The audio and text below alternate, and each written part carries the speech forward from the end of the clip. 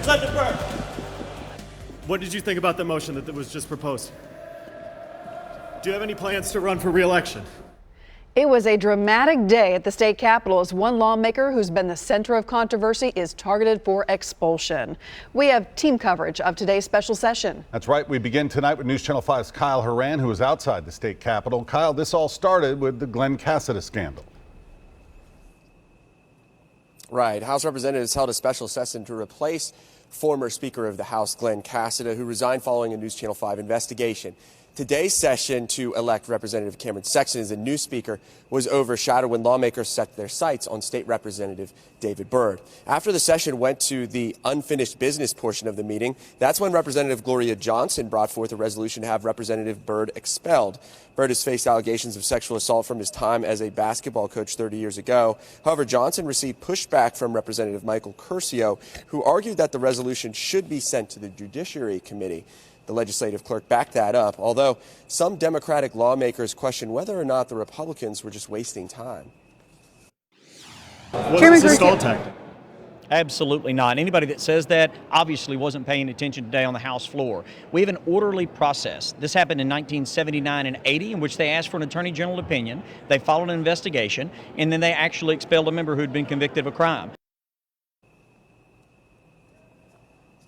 The resolution was voted down along with a separate motion to expel Byrd. Instead, the issue will now go to the Judiciary Committee, where an investigation could be started. However, Democrats are still calling this a stall tactic. Reporting live in the state capitol, Kyle Horan, News Channel 5. Kyle, thank you. Now, today's developments left David Byrd's accusers outraged and really in shock. The Republican from Wayne County tried to avoid reporters today, but as you saw, News Channel 5's Chris Conti caught up with him.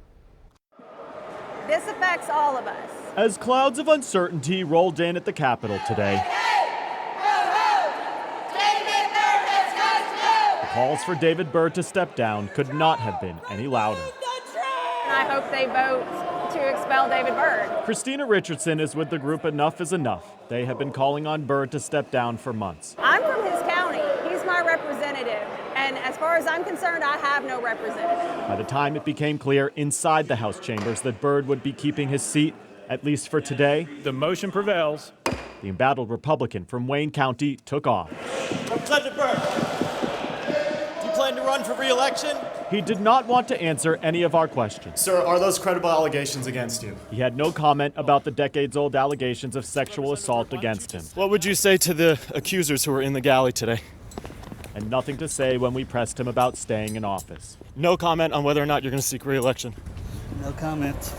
Ran out, tried to sneak out of the legislature. And that's what he's done every time we've seen him.